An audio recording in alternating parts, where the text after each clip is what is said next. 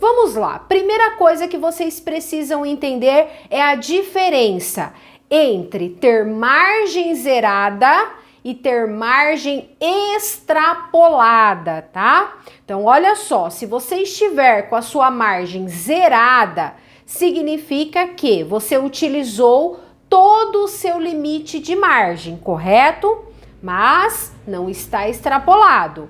Agora, quando você tem lá em margem extrapolada, significa dizer que você está com margem averbada acima do permitido, ou seja, você utilizou mais do que poderia ser usado, ok, pessoal? Então, isso significa ter margem zerada e margem extrapolada, certo?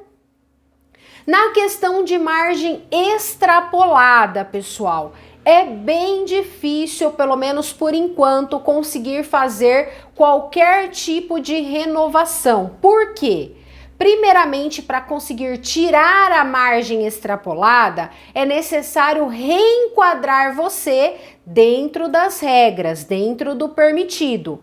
Isso acontece geralmente, né? Esse reenquadramento quando você tem aumento de salário. Então, para as pessoas que estão com margem extrapolada, tem que aguardar o próximo aumento de salário no próximo ano, começo de 2025, certo? Para que vocês tenham aí aumento de salário, consequentemente, vai mudar essa questão da margem extrapolada, vai abater, seja parcial, seja total, a questão da sua margem extrapolada.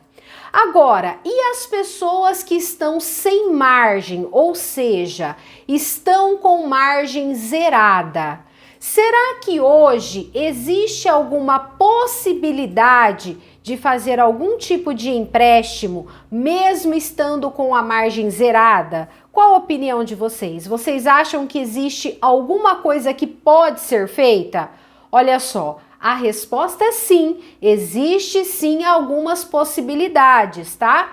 Mas eu sempre tenho que deixar claro aqui para vocês, vai servir para todos? Infelizmente não, tá? Tem pessoas que vai conseguir e tem pessoas que não vai conseguir, mas eu vou explicar para vocês em detalhes. Olha só, existe a possibilidade do refinanciamento e a possibilidade da portabilidade, tá?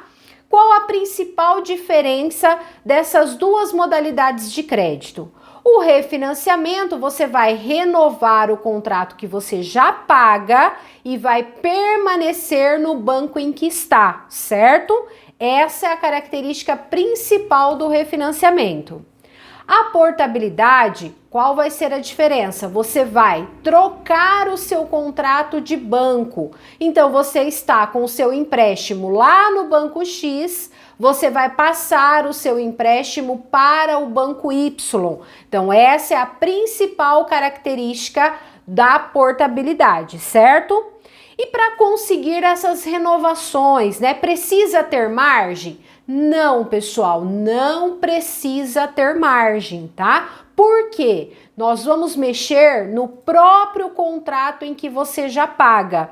Então, o que o banco vai fazer? Ele vai olhar o seu contrato, ele vai analisar a quantidade de parcelas pagas que você tem, ele vai analisar a taxa de juros do seu contrato, como está essa questão da taxa de juros do seu contrato e vai ver a viabilidade, ou seja, se é possível renovar aquele contrato ou não.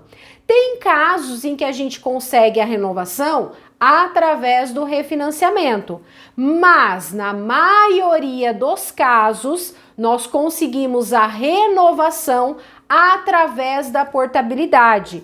Por quê? A portabilidade, nós vamos buscar sempre um banco que esteja com uma taxa de juros menor do que está o seu contrato.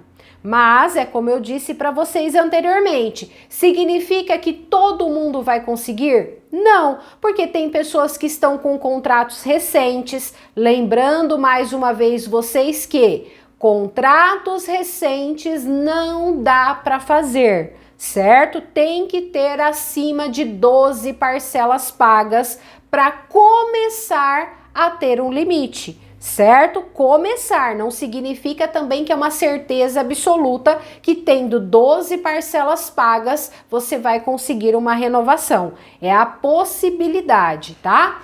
Então o banco vai analisar todos estes fatores, mas o principal que vocês precisam saber, não é necessário ter margem. Tem pessoas que pensam que para renovar o contrato que já paga, precisa ter margem disponível. Então, se você estiver com margem zerada, sem ser margem extrapolada, se tiver margem extrapolada, não dá para fazer, tá certo? Mas se você estiver somente com a sua margem comprometida, saiba que dá para fazer sim, né? Tentar uma possibilidade de renovação, desde que o seu contrato, é claro, se encaixe dentro das regras.